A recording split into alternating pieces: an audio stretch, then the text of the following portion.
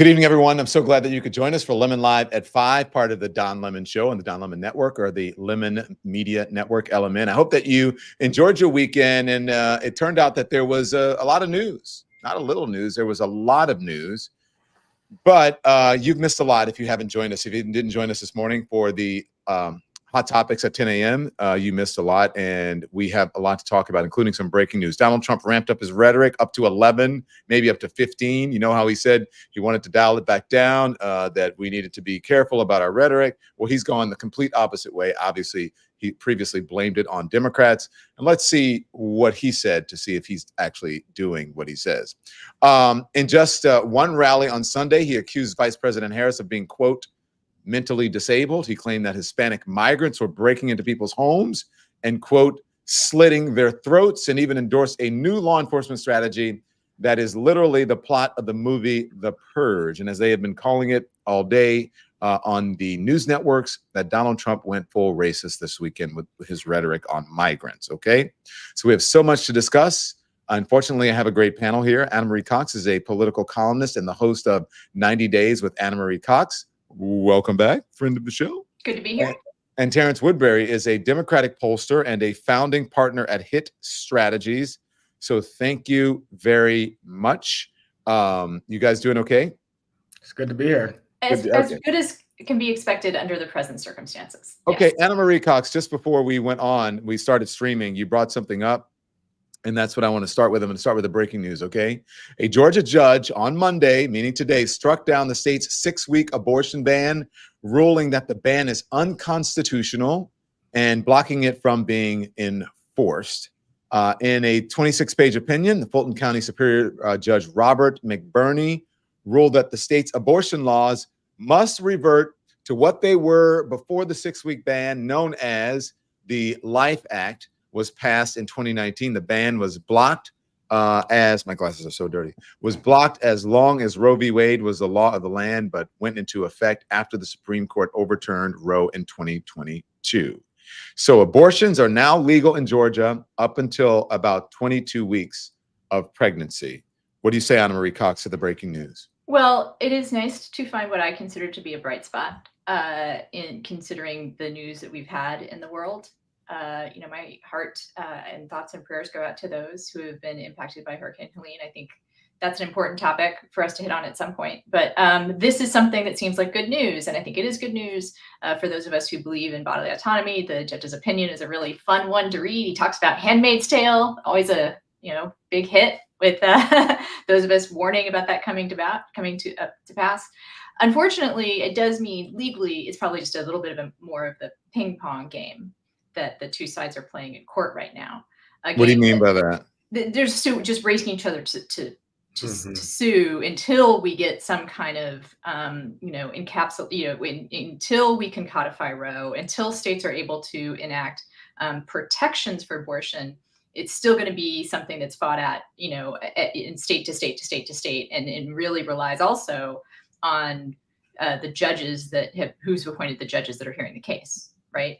Now, I think the news that Democrats could find out of this that's good is it keeps it in the headlines. It just keeps people talking about this. It reminds people of the stakes. You all probably remember the reporting that was done, I think, a week and a half ago, about a woman that died in Georgia because she was denied care under the law that was in place in Georgia. So I think it's terrible that these stories exist. Usually they only come to the news because of a tragedy like that. This is a chance where there's a little bit of news about freedom that still puts it in the public eye. So I think that's. But who does that? Before I go to Terrance, who does that help or hurt? Maybe this is a question for Terrance. Does it help or hurt that it's Democrats or Republicans that it is still in the news? I think first politics aside, this helps women, like the woman that just lost her life in Georgia. There were 2 women who actually lost their lives in Georgia. That's exactly right. So, I mean, politics aside about how this is going to, determine how votes are cast, this is going to save lives, right? And hats off to this Fulton County Superior Court judge. Although I will say, look, Fulton County judges are elected. They're elected in Fulton County, the most Democratic county in the entire state of Georgia. This I assure you this is going to be appealed, and it's likely going to be appealed up to the Georgia Supreme Court or to an appeals court judge that was appointed by Donald Trump. And this is what the Dobbs decision has done. It has turned this into these state abortion bans, what we've been referring to as Trump bans, that are really creating this disproportionate, unequal distribution of access, and it is costing people lives. And so I do think that the most important thing that this can do right now is save lives. The second most important thing it can do is keep this in the news, is maintain the urgency around electing people that will codify, electing Democrats that will codify this nationally and stop this ping pong across the states.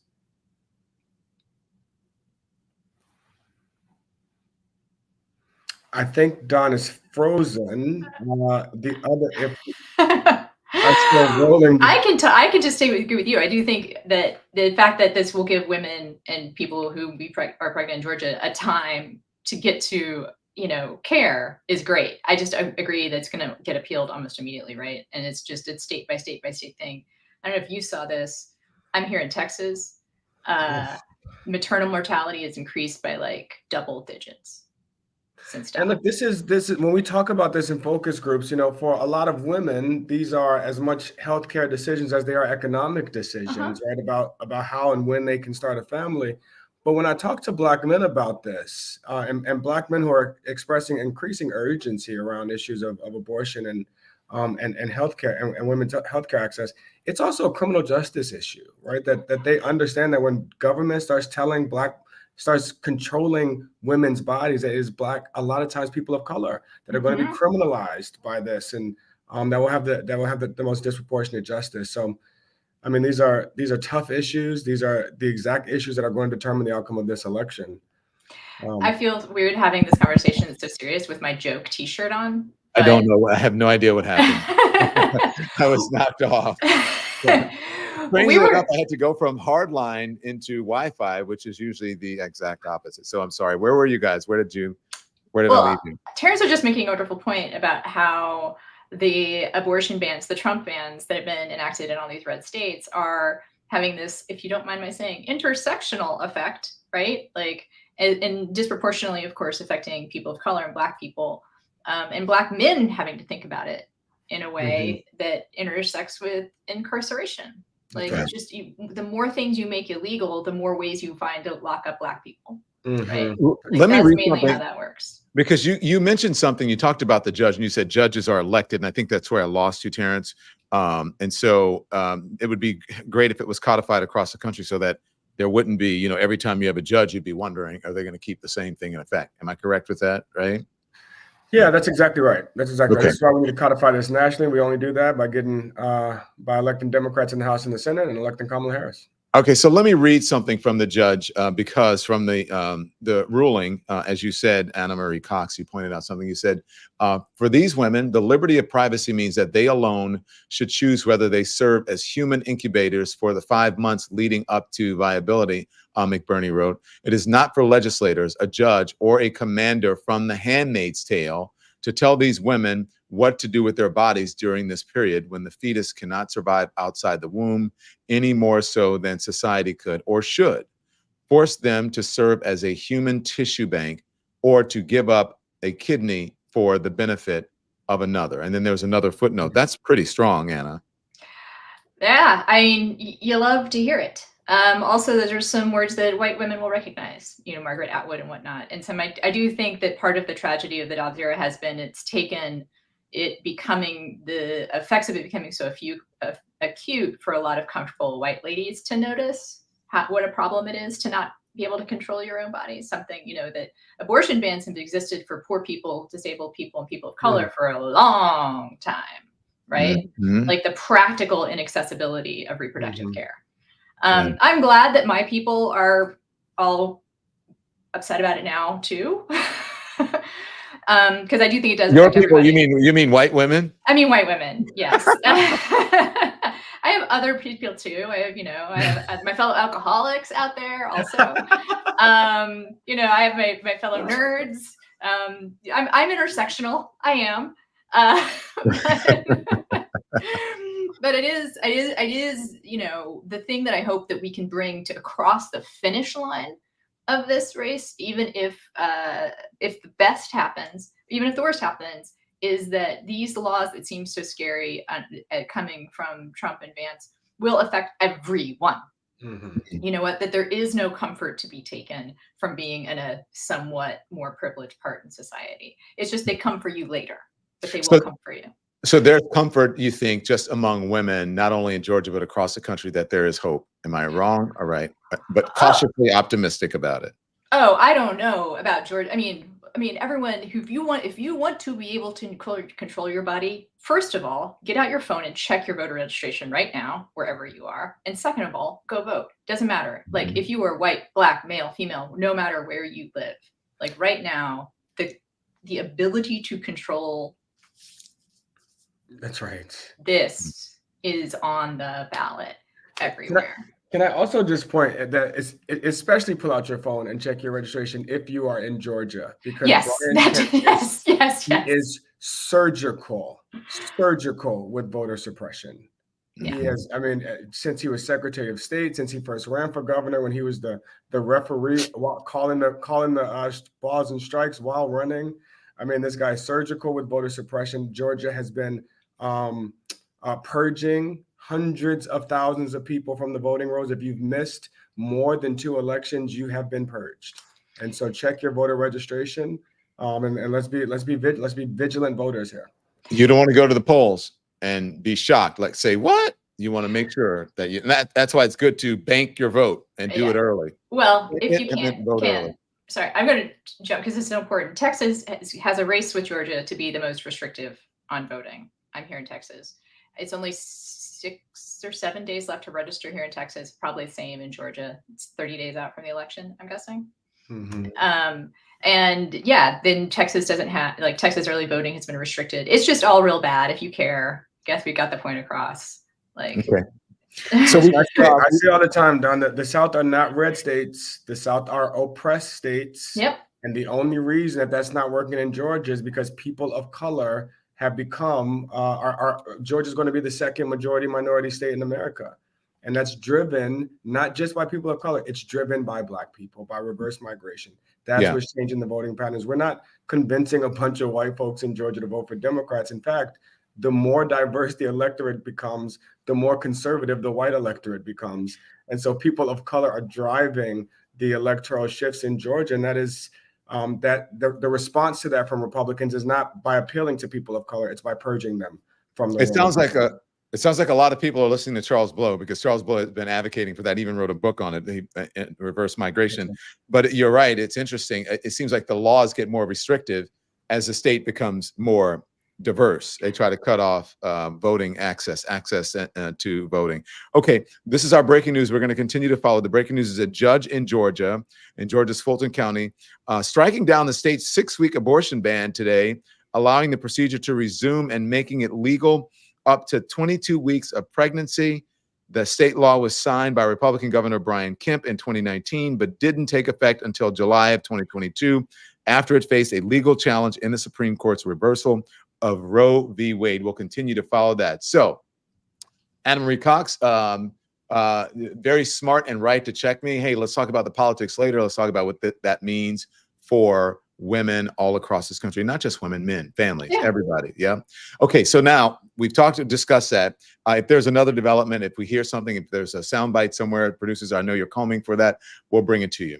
Let's talk politics now, because we have some new polling out. And this is from the New York Times, Siena College. And you know, this is the poll that has been the polling company or group that has been a bit controversial. Vice President Kamala Harris, former Vice President Donald J. Trump, are in an even tighter race in the battlegrounds of Michigan and Wisconsin. I heard some breathing, some sighs there, of Michigan and Wisconsin in just 7 weeks ago. That's according to new polling from the New York Times and Siena College. Ms. Harris's advantage from early August has been chiseled away slightly by Trump. With less than 40 days until Election Day, the race is essentially tied in Michigan, with Ms. Harris receiving 48% support among likely voters and Trump garnering 47%, well within the poll's margin of error. Let's take it to Wisconsin now, and that's a state where polls have a history of overstating support for Democrats. Ms. Harris holds a 49% to Mr. Trump's 47%. The polls also found that Ms. Harris had a lead of 9 percentage points over Mr. Trump in Nebraska's 2nd congressional district, whose lone electoral vote could be decisive in the Electoral College.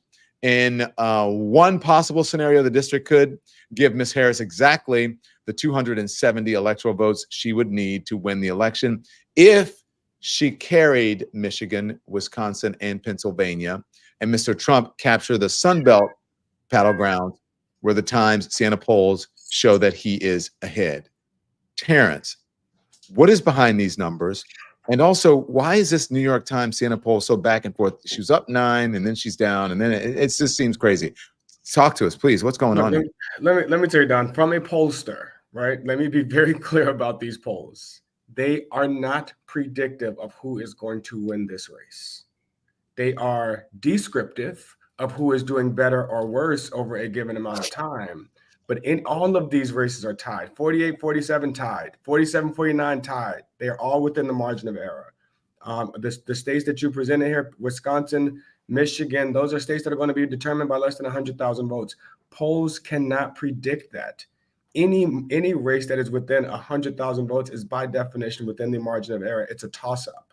That's why, these polling predictors and aggregators qualify them or classify them as toss-ups. They don't classify them as Harris winning, Trump winning. It's a toss-up as long as it's in the margin of error. And that's what we're seeing here. Now, when we see this volatility, I think you're seeing two things. One is the impact of paid media. If you don't live in a battleground state, if you don't live in Pennsylvania, Wisconsin, Michigan, Georgia, North Carolina, you have no idea how much they are being bombarded. Wait, Terrance, can I tell you, I was in Pennsylvania the other day. Oh, bombarded, Don. I would turn my television off. You can't escape it. It's crazy. If you're streaming in these states, if you're watching YouTube in Georgia, you're being bombarded. This is what this much money in politics does. It sucks the air out of the room. It buys every second of airspace.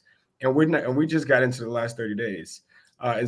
Sorry for the folks in battleground states. As someone that works for the Harris campaign, I apologize for how much we're about to bombard you with information. But the other thing that is showing me is that there are undecided voters here. There are swing voters here that are less engaged, that are less partisan, that are less ideological, and that are actually being swung back and forth based on what they hear. And so we're going to continue to make these investments. The vice president is committed to earn every vote. We still have work to do, and we still have some time to do it. Thankfully, we have the resources to do it because, as you see, this airspace, they're sucking the air out of the room here, Don. So Duncan Stewart is in a battleground state somewhere, and Duncan is in the comments, and Duncan says, every other ad, no kidding. Yeah, look, you got the other ad right now. We're in the last 30 days now, so you might have every ad for the last 30 days. I will say I was watching the Texans game yesterday. Not a fan, but I had on the background, and there were campaign ads on during it here in Texas, which really I choose to interpret as a good sign for Kamala Harris.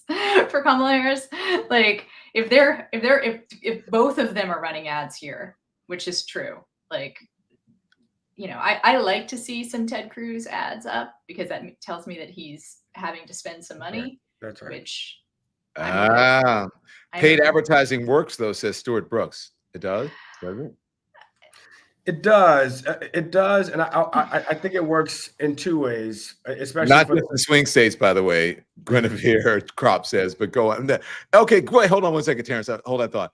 Guinevere, if you're getting them and you're not in the swing state, you can't even imagine what the folks in the swing states are getting. But sorry, Terrance, about is it effective?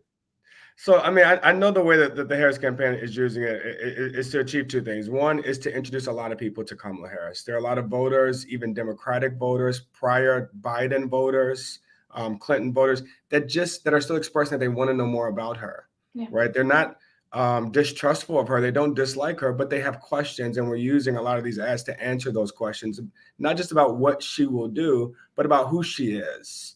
And why who she and how who she is informing what she'll do. The other thing that these ads have to do, and this is why I'm sorry to folks in some of these battleground states, is we still have to disqualify Donald Trump. Folks forgot how bad it was 4 years ago, and they certainly don't think it could get worse. And so we got to remind people what it was like, especially around some of this violence. This is why his rhetoric that is charging this division, it's not just racism, it is violence. And he is inflicting that violence on people. He's threatening people. And that's not that shouldn't be a part of our politics. And we got to remind people that we don't want that bloodbath in American politics. How are we here? That's the thing I don't get when you think about it. Lizzie McD says, so sick of the poll conversations. We hear you, you're talking to us, but maybe you'll like this because a lot of folks are sick of the poll conversation as well, Lizzie D. I'm a pollster and I'm sick of the poll conversation, Lizzie. I'm with you. I would just actually like to offer something on the unearned media side, which I think could be really, like, I still think that's more effective, right? Especially in the streaming era, when you can kind of silence you can silence what you're listening to on that one screen and go like Google on the other. Yeah. And also like look at your social media. And let's face it, Team Harris has been kicking it on social media. Like, someone in here says she needs to start doing podcasts more or something. I agree. She's welcome on mine. Although I would actually prefer to talk to my former governor, Tim Walz. I moved down to Texas from Minnesota. But I think that I had a real good point I was going to make about Kamala Harris and social media. You were saying, well, you can actually go on different screens. Right. You can go on different screens and see for yourself, like what someone has said. And I think that Harris is really doing a good job there. I think that introductions that are being made via her social media team have been very excellent. And I want to point out, I remember what I was going to say, Tim Walz did the We Rate Dogs guys YouTube show today. Yeah. So the Times has like 9 million subscribers, I think, 10 million. That kid, he's not a kid anymore, but his name is Matt. He had a Twitter channel called We Rate Dogs, and now he has this multi-million-dollar empire that's all about just awesome dogs. And he went on a walk with Tim and Tim's dog Scout. And there would be like 8 million people that see that. Why would you talk to the New York Times? Oh my gosh, thank you. Because I look at all the things and the people who spread the clips right on social and even from this show. And here's what I think, Terrance, since you work over at the Harris Wall, as I put on this because I'm parched. Here's what I think. I think. Do you remember? You got to do. All right, we can all hear. All right, let's just be real. Let's see what Ana Marie comes up with. See, okay, that's our Marco Rubio moment. There's not a water; it's a lip chap, right? The weather's changing, and So here's the thing. So I remember during COVID, and I sold a book, and the only thing I did not show up at anybody's studio, whatever. I sat in front of this computer. And I went on podcast after podcast after podcast and that's when all the late night shows, whatever shows I went on, I just went right in front of the computer. Why can't she sit down and do like 10 minutes of people that you pick that are not going to be like, and I need a 5-point policy proposal, because that's not what it's about. Well, why won't I don't get it. She'll do hot ones before she does the New York Times op-ed board, right? Yeah. And she'd be great. She's part Indian, part African American. Like, she can handle hot. She can she could do like the habanero ghost pepper sauce. Right. Or and just like questions about I love VP Harris. I was out there. People said they didn't know you. Like, what do you want them to know about you? How can they get to know you? Right. Your policy proposals are up on your website. Like, what are they expecting? You have more than a concept of a plan. I'm a journalist, I think, still. And I feel like part of me wants to defend the honor of my colleagues who still work in kind of straight media. And as a gay man, I resent that, but that's okay. I'm sorry. I meant like, from a bunch of queers. Yeah, I'm sorry. We're talking to a bunch of gays over here, a gaggle of gays. What would you call them? What would you say? Like, I mean, traditional corporate, credentialed is the other thing that I was going to say. Now. And there are lots of gay people that work at the straight places, and I you know what I mean. I mean, like narrow. I mean, like conventional, like all of that stuff, right? Yeah. I have worked at those places, and they have a lot of value. They have decreasing value in an era when they're so tied to both sidesism, when like, oh my gosh, thank you. Well, This show like is not about both the one sidesism. interview, I hate it. that Walz and Kamala did, where they're like, you misrepresented your time in the National Guard. How can America trust you? What in the ever luckin' fuck? I mean, like, yeah. So, you know, the other thing about straight media is you can't cuss, and this is some crazy shit. And sometimes you gotta be able to say that. All right. Yeah, and like the vice president, I forgot I can her cuss. favorite word is, or right. like she told her Mother, niece, this you and need to this learn how to. When she former told her niece, you need to president. learn how to effing cook. Like, I want to get back to the violence thing. That's the thing.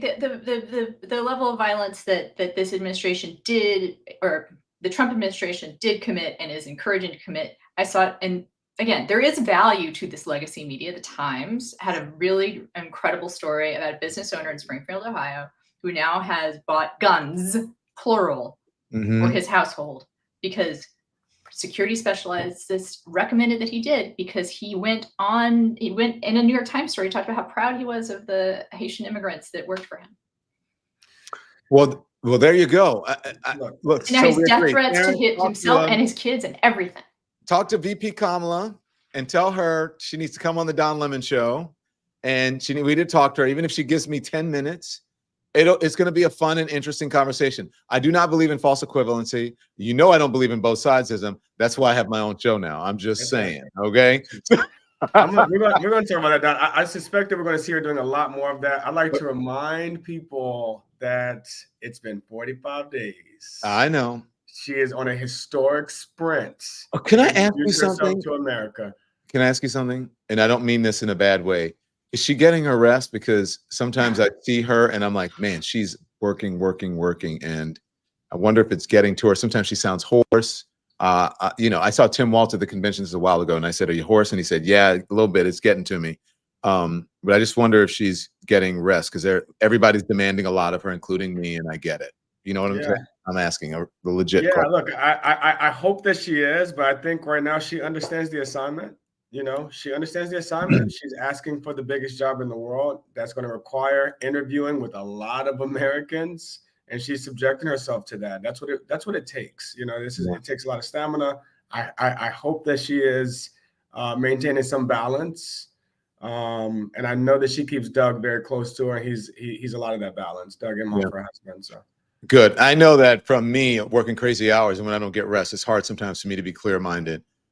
When I'm not sleeping enough. And that's why I have to sometimes I do brain juice and then I eat my greens. Okay, let me tell, because someone in the comment, I forget your name, and we went off on a tangent talking about straight media. We'll just say, we'll just say legacy. I like legacy media. Legacy media with some straights. We'll say heteronormative media. All right, this is all a joke, everyone. I hope everyone lighten up if you're not. Well, this is my own channel. We can say whatever we want. Okay, so what I was saying, people said they're tired of the poll conversation. So this is a tweet from over the weekend kind of mocking the polls, okay?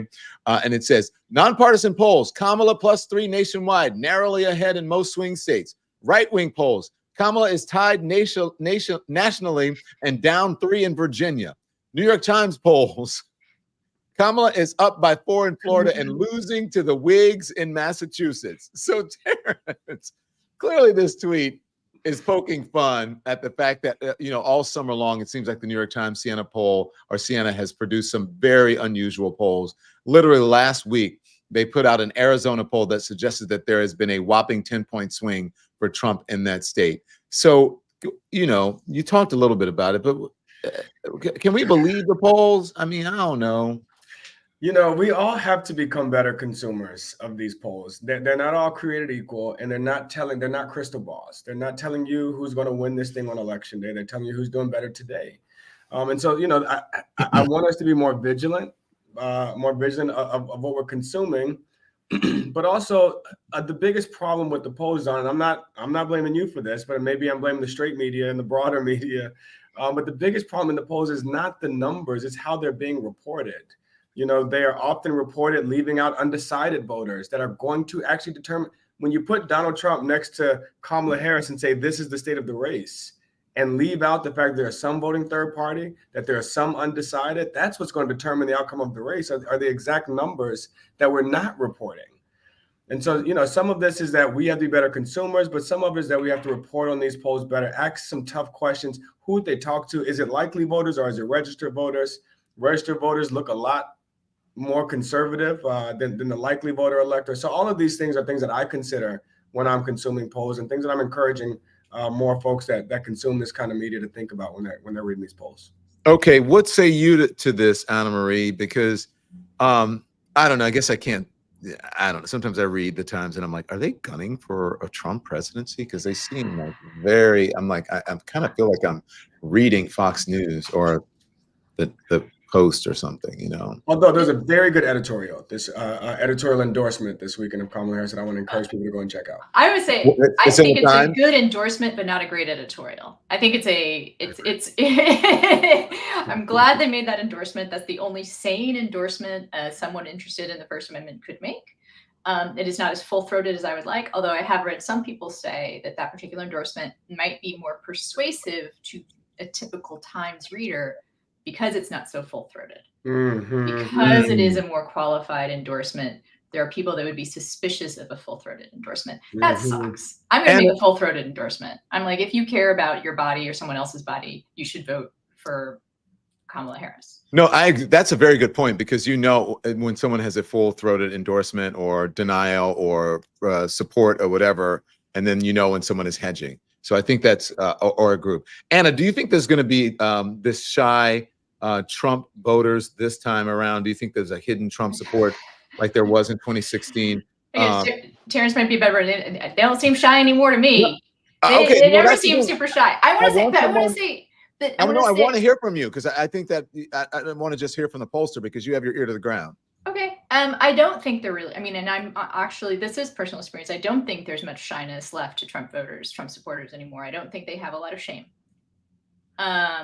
I think that one thing that I'm curious about any pollster being able to weigh in on this is the perhaps complete revolution in electorate that Taylor Swift may have wrought. I'm being completely serious. I know also my friend Beto O'Rourke down here is doing an amazing voter registration drive. And he points out, like, Texas doesn't have a good way of finding those newly registered voters. And also, you don't register by party ID here either. There's just not like there's not a way to poll them at all. They just don't show up.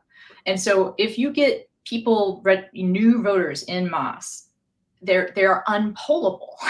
That's right. And you can't even weight them or whatever. Like, we just don't know. Okay, well, let me pick up on that. Because Terrance, we talked to you about black men, right? And then I know there's this whole conversation. I was watching Morning Joe last week, and they finally got around to what I've been saying at the convention and before about the support among black men and men in general, and young men. They said black men, young men, old men. Men in general. Okay, but here's what I have found. I think there's more support among black men than to be expected, right? Normally. And I saw it even with women, and some black women. I'm like, okay, wow, that's interesting. But here's what I think. And some of those people, I don't believe that pollsters I don't believe they're even polled, or that they are even part of focus groups. And another group, I believe, college students. Every time I talk to college students, I am surprised by the number of them who say that they support Donald Trump. Especially, Ana Marie, yes, I do. Especially, I can believe you're surprised by it. I'd be surprised too. And especially young white men. And they say, I wouldn't even tell my professors or anyone at my college because I'm afraid that it's going to affect my grades. They're concerned about over-indexing on pronouns and transgender issues. I'm not saying it's me. That's what they're saying to me. You think I'm off with that? This is Terrance. No, not at all, Don. There are some, look, people often note about how progressive this young electorate, millennials and Gen Z, have become, or even not just progressive, but democratic, right? And they are leaning Democrat. Kamala Harris will win an overwhelming majority of young voters, but that's not because a lot of young white voters are becoming progressive. It's because there's a lot less young white voters. It's because Gen Z and millennial are the most diverse, but they are already majority minority, right? And so people of color are driving the trends there as well. And so, we do still have some work to do. And I don't contribute all of this to Donald Trump's appeal. Some of this is that Democrats have to reclaim some of the values that men, and that some of these, especially younger men, values of masculinity. I think, look, masculinity, patriotism, religion, those are just not values that we can see to the right. Right. My father believes in all three of those things more than he believes in Democrat. I can assure you, his patriotism, his God, and his masculinity. He believes in more than he believes in Democrat. I can assure you. But that said, I do think that especially candidates like Tim Walz appeal to all three of those things in a unique way and gets to reimagine, redefine, re-represent what masculinity means. What should these locker room conversations really be about? And I think that's what we're going to see from him tomorrow in the debate. I'm sure we're going to get here. But that's also why I've been so excited about Tim Walz, because he appeals to voters like my father. That I did not he was not the surrogate that I was expecting to persuade my father. I think there's a lot of men and a lot of young boys who the person that they trust the most outside of their household is their coach. And John Klein represents that. John Klein says, two very handsome men on my screen right now. And talking about you. And me. Making sure there's nobody else here. I'm like, thank you, John Klein. Roosevelt Williams says, Terrance is cute too. Okay. Don, don't make me blush on the screen. Terrance is turning rust. That he's blushing. Turning rust. That's what someone said that to me when I was like, Don, look how you're embarrassed for turning rust. I will blush and stop. Let's see. I just want to put, because some folks are saying that they are actually seeing some of this stuff. I'm seeing that too. Summer Virgo says, John, you are right. I have seen that too. Unfortunately, I'm talking about college students, and these are white college students. I don't know about black or non-white college students, but these are white college students who I happen to be able. I was doing something, either speaking at their schools or doing some sort of thing, and that's how they open up to me, or at dinner with their parents as part of a dinner or something that I was speaking at. They say, and I said, what about? They said, just about all of my friends are voting for Trump because they think the Democratic Party has gone too far left, and their parents. And I'm at an event full of liberal parents. I'm just saying. Go ahead. It's a very self-selecting crew. That's what I'm going to say. I want to talk about Tim Walz. Let me talk about Tim Walz. Okay, go for it, because I see a beautiful woman on my screen. And I don't mean that in a sexist way. I'm just being beauty is not gendered. We're all beautiful. Anyway, Tim Walz. And she's intersectional, by the way. Yes, Tim Walz.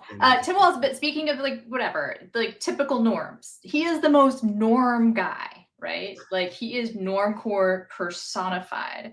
Having Jim Gaffigan play him on the SNL portrayal of the election is both genius and also the best ad money that they could have bought. You see how thin Gaffigan is now? I almost didn't recognize him. That's true. But he literally was wearing no makeup or anything. It was just like, he is Tim Walz. But I think that it is so interesting to have him be the candidate, and in some ways, like, the candidate that makes me most hopeful for a newer type of America is that candidate that represents the oldest version of America that there is, right? Like the heterosexual, cis, white, old Midwestern guy who is willing to be beta as it is, right? Like, that's, I think, the most threatening thing about to the other, to the folks on the right, is that he doesn't want to be president. Is that he is perfectly willing to be the sidekick, right? Like, how threatening is that to, like, these men who think that they have to run everything in order to be happy, to have some guy that is thrilled to play second banana to a beautiful, powerful Black woman. Right? I like to say, I don't want to say second banana. I like to say right hand. That's a right hand man. Sure. Yeah. I'm putting it more like they probably see it, right? That's a good point, Anna, because that's a part of their message, is like, we're losing the country to them, right? To them. And he's saying, we've had the country for a long time, and maybe that's okay. He's like, you drive, fine, go ahead. You drive this time. I'll coach. I'll be over here doing this stuff and you do that stuff. And I still am perfectly at home with who I am. You know, like your way, this other ways of being don't threaten my way of being. Like to just be totally comfortable with that.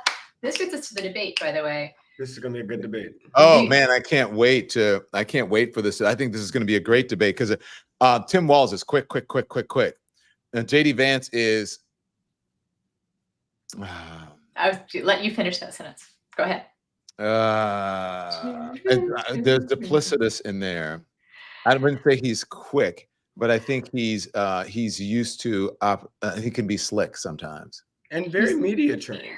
Very media. That's what I'm talking about. Yeah, he's saying the wrong thing. It looks and sounds good on TV if you're not critiquing the content. That's very well media trained. You know? He knows that, and there's a reason that he's on. You see him. I said this morning. The man is out there working. You can say what you want.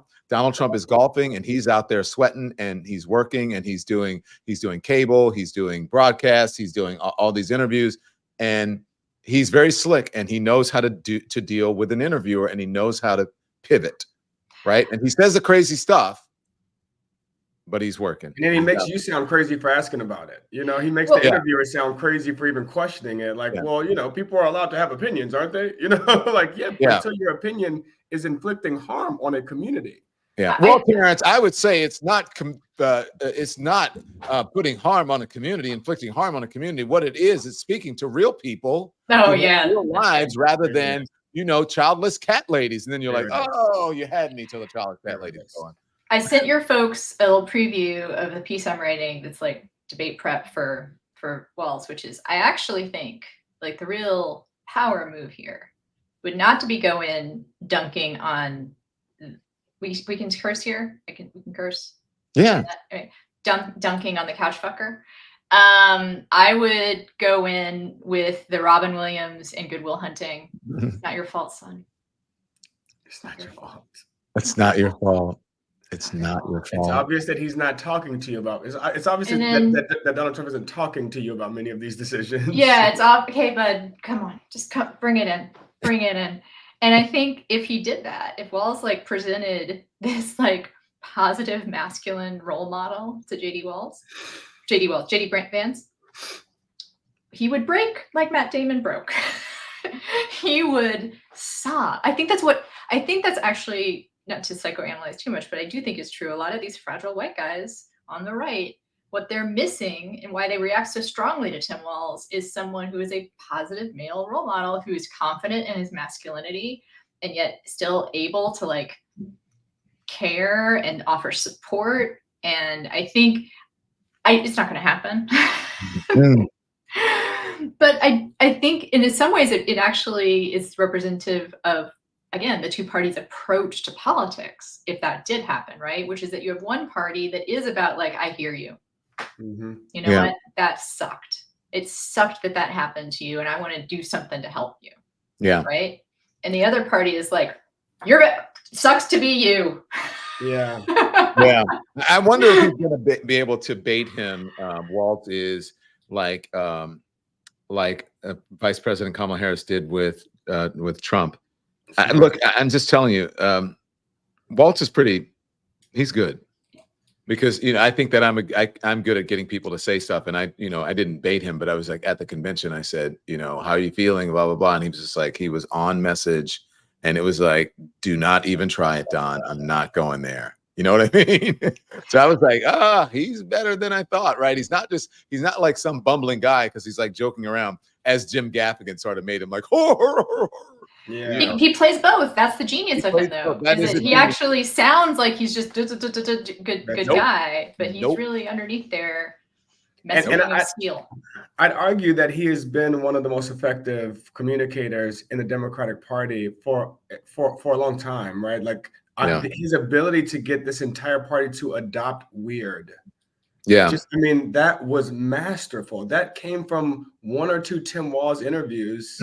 And before you know it, we have, you know, reoriented our entire attack from they're crazy and dangerous to, but also just weird, right? That they're still crazy and dangerous, but also weird. And that I think that did a long way, especially in the organic social media, right? It allowed them to carry it. The other thing that I would expect for tomorrow is that JD Vance like Donald Trump, they are not appealing to more voters, right? They are talking to their base. It's red meat to the base. I expect JD Vance to stay right there.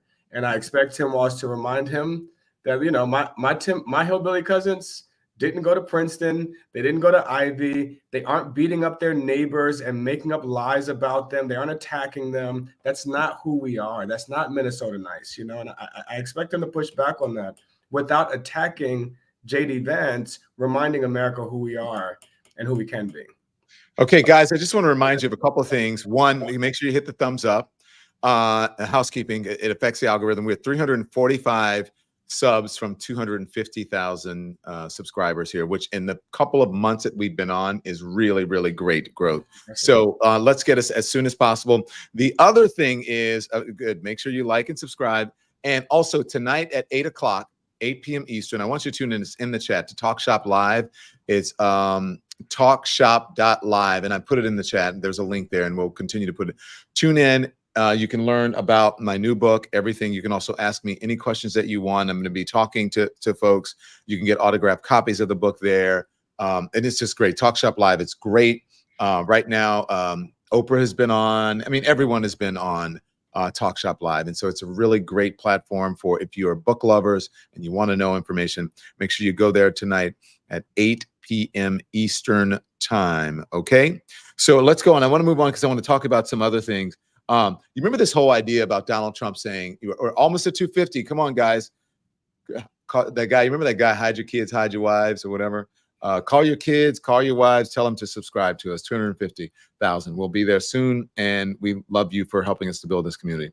I want to shift gears now and talk about Trump's rhetoric, because remember, he blamed the vice president for the attacks on his lives and Democrats, saying that they were causing these people, even though they were Trump supporters, former Trump supporters, his own people turning on him. He somehow blamed Democrats. And I'm sure you both remember in the days and the hours after the horrible assassination attempt in Butler, and then the other one as well, so that he said, you know, let's dial down the temperature. It's all Democrats. Okay.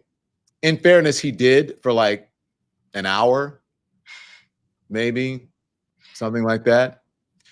So just yesterday, in light of the rhetoric and, you know, dialing it down, this is what he said at a rally just yesterday. 950 is a misnomer because you can steal whatever you want. You can go way above. But you'd see, originally you saw kids walk in with calculators. They were calculated. They didn't want to go over the $950. They're standing with calculators, adding it up. You know, these are smart people. They're not so stupid, but they have to be taught. Now, if you had one really violent day, like a guy like Mike Kelly, put him in charge, Congressman Kelly, put him in charge for one day. Mike, would you say, he's right here, he's a great congressman. Would you say, Mike, that if you were in charge, you would say, oh, please, don't touch them, don't touch them, let them rob your store. Let all these stores go out of business, right? They don't pay rent, the city doesn't have money. It's a chain of events that's so bad. One rough hour, and I mean real rough, the word will get out and it will end immediately. End immediately. You know? He's condoning violence. He's inciting violence right there. More than condoning, he's encouraging it. He's encouraging. asking. Yeah. For Yeah. it. Yeah. These are commands from a former president. It's crazy, right? To commit violence. Yeah. He's It's not- endorsing. I mean, it's, as we studies, those who study history know, this is actually not, it's only not recent history that we haven't seen like this, right? Like that's, I think, something to emphasize is the reason why these threats are so effective is that the time in which people did say, go kill criminals, people who look like criminals, that was something that was said in the United States until decades ago. And sometimes those people that look like criminals were voters, were people trying to go cast a vote in the South that were murdered. That is the history that he is inciting here, right? A history of, calling immigrants varmint and infecting the bloodstream of America. We know the reason that they're trying to make it so hard to teach these lessons in history is so that they can repeat this shit. This is not, I don't think that this is humorous. I don't think that this is politics. I think that this is violence, and it is what scares me the most about our politics is not that we will win or lose. It is that some of this is irreparable. It is that this violence is insidious. It has become a part of how we conduct politics. It is infecting both sides, that there are people on the left that are frustrated with Democrats for not being willing to take up arms and fight. Yeah. That is not who we are. Well, and some of this is irreparable. Yeah. there are a couple of things that I want to play here before too long. Okay, so this is, you remember he said, you know, they should stop saying that I'm a threat to democracy, saying stuff like that about me. And this is what he says about the vice president, talking about her mental capabilities. I'll let him say it. Here it is. Joe Biden became mentally impaired. Kamala was born that way. Okay? She was born that way.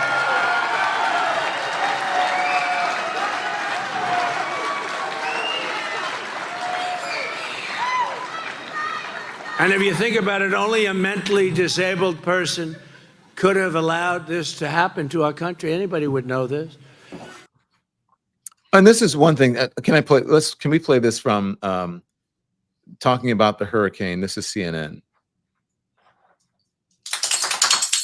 Clearly taking this seriously as a politician, is on the ground trying to show that he is there in support of the people on the ground in Georgia. And of course, this comes as while he is, again, offering a message of unity. He has spent the last several days slamming Kamala Harris, his rival, for not being on the ground, for not helping with this storm. And I do want to point out what.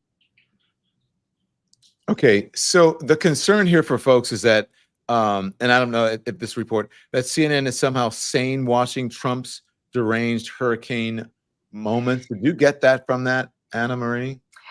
I didn't. I want to say a couple things. As a person who has spent time in a psychiatric ward, I resent the term sane washing just a little, because what Trump says is violent and murderous and hateful and bigoted. It is not crazy. I think we're just talking about crazy is something that I am, something a lot of people are, and it is not the same to be hateful and bigoted and to have this kind of racial rhetoric, right? To have the kind of racist rhetoric. I don't like it when we talk that way about Trump, because I think sometimes we say, oh, it's crazy. That defangs it, and also it makes crazy people seem like they might be racist. I know a lot of crazy people. I love a lot of crazy people. Not many of them are racist. Yeah. And that I do think that was a weird both sidesism, though. Like, look, Trump said this crazy thing, meaning he said this inflammatory thing. He said this thing that was outside the bounds.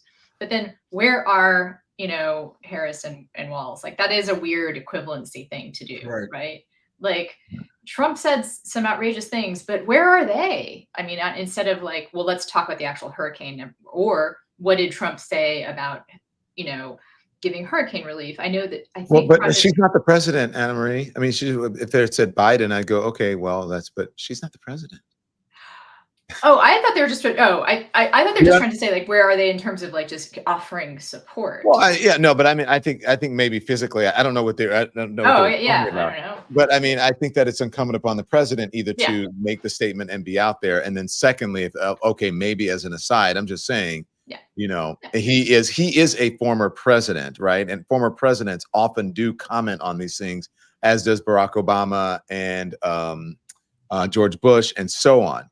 But usually it's the president who's like making these calls and doing the commenting on the thing, or going down to do the visiting. Now, that doesn't mean that they can't say something about it. But if I were Kamala Harris, if I were the vice president, I would not release a statement or go down there before my own president went down there. I'm just saying. That's just me. I do want to just draw the distinction, though, that look, I think that critiquing a hurricane response, an emergency response of your opponent, is fair game. Yeah, right? That is what we should be having a conversation. What is the right way to deal with an emergency situation? Right. They're handling it wrong. This is how I would handle it. I think that is fair game. That is not what we're talking about here. We are talking about rhetoric that is questioning people's citizenship, questioning their is she mentally impaired? These are threats that have not just evoking violence. These are threats that have already resulted in violence. And that what we saw him doing to Nancy Pelosi, right? What we saw him saying about her on those stages, when he brings these Proud Boys up, when he brings up Oath Keepers, when he brings up J6ers and makes them heroes and salutes them on stage and promises blanket immunity. He's not just reminding them of what he's capable of. He's promising to do it again, and he's promising them immunity to do it again. And I hear too often, Don, in focus groups, I hear too often folks say, if he loses, then there's going to be violence. Newsflash, folks, if he wins, there is going to be violence. He is promising it. This is why we have to stamp this out once and for all. It's in fact actually part of what he's promising as a campaign promise. Like, you can be violent. If what I am doing, if you elect me, I will allow you to act that kind of violence. It's not a threat. It is a promise to his supporters that they get to do those things. Is this sort of, bravado and sort of like, yeah, you can do it? Is that part of the reason that there's this huge gender gap that we are seeing? Let's see. I think it's the same thing. It's a New York Times polling at 2024 race shows the signs of divide widening even further as Trump makes gains among men while losing even more ground with women. The most recent is another New York Times Siena poll. It's Michigan and Pennsylvania. It shows reveal that 55% of registered men support Trump compared to just 39% of women, a staggering 16-point difference. Ana Marie, what's going on here? It's a party of the... I don't know. Could be because of the women that want to control their lady parts. That's my suspicion. That's part of it. I don't even think it's just lady parts. I think it's just their own bodies. I mean, yes. Which is part of their lady parts. I was being jokey, but no, I know, I get it, but I'm just saying because, and it's also everybody parts, right? Like exactly, again, like this is about control. There's not a law that says that guys can't do stuff with their penis. I'm just saying, right, or their testicles. It's just bodily autonomy in general, right, is like the thing that's on the ballot, I think. But I do hear you and agree that it is an issue for white men, especially, that they feel burdened by new expectations. Yeah. What they feel are new expectations. Really, it's more like they've now been asked to behave as though they're not the only people in the room, right?